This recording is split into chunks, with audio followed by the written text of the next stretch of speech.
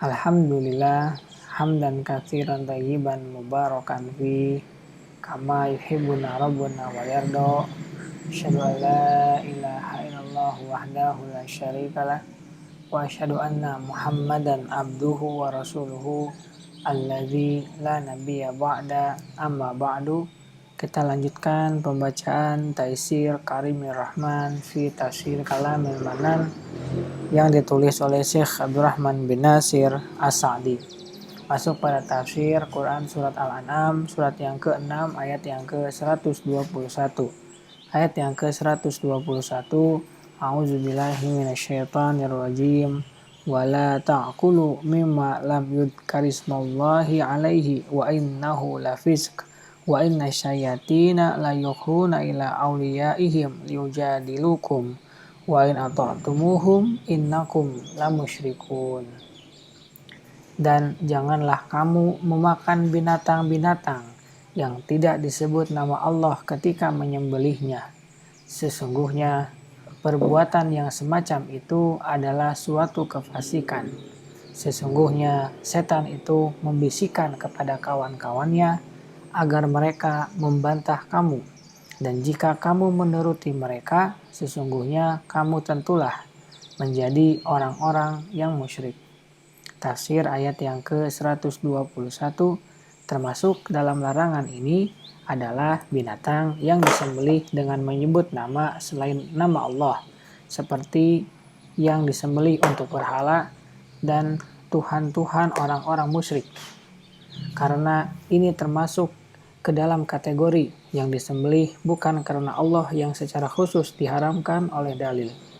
Termasuk dalam larangan ini adalah binatang yang disembelih tanpa menyebut nama Allah yang disembelih karena Allah, seperti dahaya, sembelihan kurban, dan hadiyu, sembelihan untuk dam haji, atau untuk sekedar dimakan dagingnya.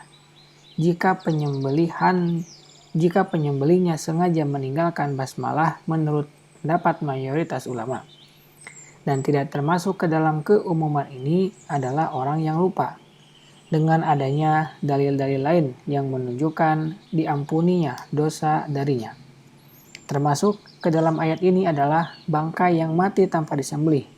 Ia termasuk yang tidak disebut nama Allah padanya, dan Allah secara khusus menyatakannya di dalam firman-Nya, hurrimat alaikumul maitatu, diharamkan bagimu bangkai. Al-Maidah ayat yang ketiga. Dan bisa jadi ia adalah sebab turunnya ayat ini berdasarkan firman-Nya, wa inna syayatina layuhuna ila awliyaihim liyujadilukum. Sesungguhnya setan itu membisikkan kepada kawan-kawannya agar mereka membantah kamu tanpa ilmu, karena manakala orang-orang musyrik mendengar pengharaman Allah terhadap bangkai dan penghalalannya terhadap binatang sembelihan, sementara mereka menghalalkan memakan bangkai, maka mereka menentang dan mendebat Allah dan Rasul-Nya tanpa ilmu dan bukti. Apakah kamu makan binatang yang kamu bunuh, sementara kamu tidak memakan binatang yang dibunuh oleh Allah? Maksud binatang yang dibunuh Allah adalah bangkai. Ini adalah akal yang rusak, tak berpijak kepada hujjah dan dalil.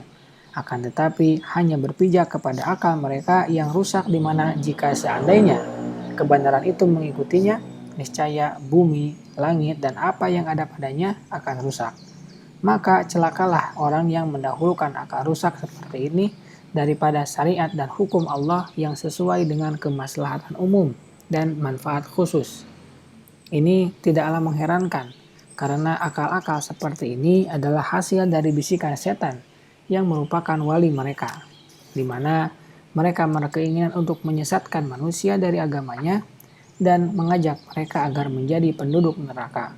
Wa in ata'tumuhum, dan jika kamu menuruti mereka dalam kesyirikan mereka, penghalalan yang haram dan pengharaman yang halal, innakum lamusyrikun, sesungguhnya kamu tentulah menjadi orang-orang yang musyrik, karena kamu telah mengangkat mereka sebagai wali-walimu selain Allah, dan kamu menyetujui perbuatan mereka yang menyelisihi kaum muslimin, maka jalanmu sama dengan jalan mereka.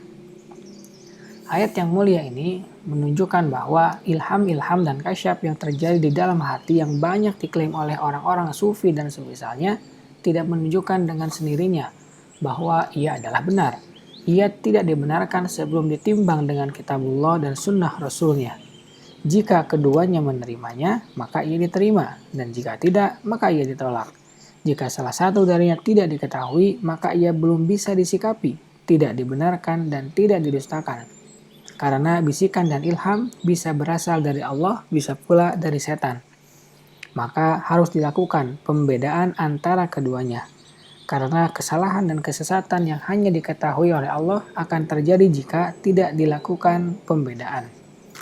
Subhanaka Allahumma wa bihamdika asyhadu an la ilaha illa anta astaghfiruka wa atubu ilaik. Assalamualaikum warahmatullahi wabarakatuh.